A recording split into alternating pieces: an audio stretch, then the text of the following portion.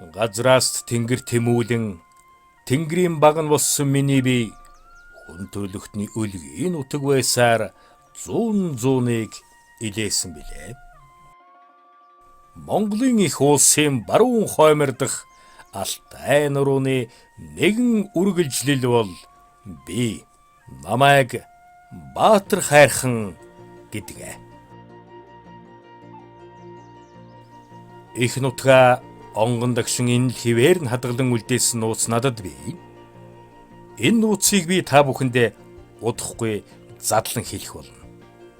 Хэдэн 100 жилд бидэнтэй зэрэгцсэн амьдарч хөгжин дэвдсэн хүмүүс малчин ард бид хоорондоо сэтгэл зүрхээрээ ойлголцож бие биенээ хайрласаар үдсэн он жилүүд тоолохын аргагүй олон бизээ. Уулын эзэн гэдэг утгаараа ирвэсийг бид нэр ер нь лөө уламжлалаасаа нааш жаахан аргадаал тэвнийг тайвшруулж нутгалж ирсэн л дээ. Ирвэс чинь тэгээд нэг 2-аас илүү чацуулзаг гаргадаг юм дөө. Их өсөлт удаантай шүү дээ уулаасаа. Ирвэс химээх гайхалтай сүрлэг хиймэрлэг амтны талаар нутгийн уугуул маань ингэж хуучлаа. Миний ихэнд дурдсан нууц маань энэ шүү дээ. Ирвэс миний дүү хоолой болон ард олонд харагдаж бараг л айлсан амьдарч ирсэн билээ. Тийм манайх одоо яг тэр ирвэсний ил одоо нутгалдаг. Зуны үлрэлтүүд бол мал руу нэг дайраад байхгүй байгаагүй. Тэр одоо байгаль дэлхийд ошгирч байна, энэ ан амтанд ошгирч байна. Тийм учраас тэрнийг одоо нумгдах талаас нь одоо алтаа минь биднийг харж үзье гэж надад ирвэсээр сүгэ өргөн.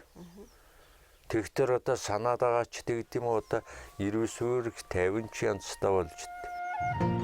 Малын тоо толгой өсгийн хэрээр бэлчээр нутгийн даа цэтэрч байгалийн тэнцвэрт байдал алдагдаад ан амтнд цөөрч ирвэсний хоол тижэл улам хомсцоор л байна. Тэгээд л ирвэс аргагүй ирэхэнд хаяахан мал сүргээс хишиг хүртчдэг болсон доо.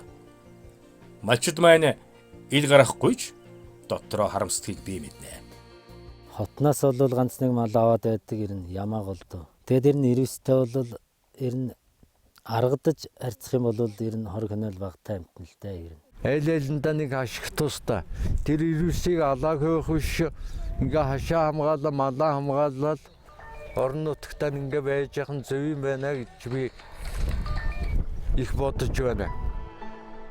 Нүүдэлч монголчуудын байгаль зэрлэг амьтдаа хамгаалan зөгцсөн амьдрсаар ирсэн уламжлал нутагт маань тасралтгүй үргэлжилсээр байгаа нь юутай сайхан. Энэ хорвоод бүх зүйлс хоорондоо уялдаа холбоотой байдаг гэж би итгэлтэй хэлж чадна. Муу хүмүүс ирвсийг минь агнаж тоо толгойг нь цөөрүүлж байгаа нь даанч харамсалтай. Сайн талыг олж харах маш чухал. Ирвсийн одоо ганц сайн тал байна штэ. Одоо эргүүтэй ч гэдэм үү, галзуураад өгчгсөн малч байдığım үү. Ямар нэгэн өвчин зовлонгаар өгсөн одоо ан амтны сэг зэмийг маш сайн устгах нь идэн. Тэг байгалийн маш үзэсгэлэнт одоо тэ сайхан амтнал.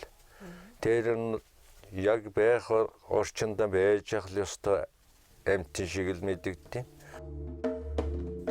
Малчтад мал хэрэгтэй.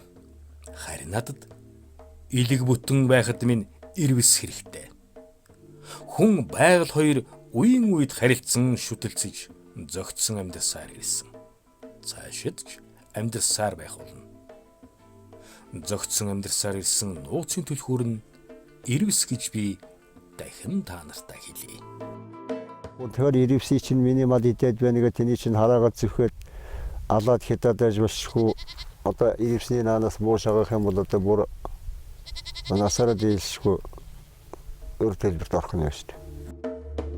Байгаль дэлхий буян хишгээ хайрлагатай хайрлаж авах мөнхийн хуулийг даган Баатар хайрхан миний бие ирвсийнхээ хамт ашид дүнсийсээр байх болно.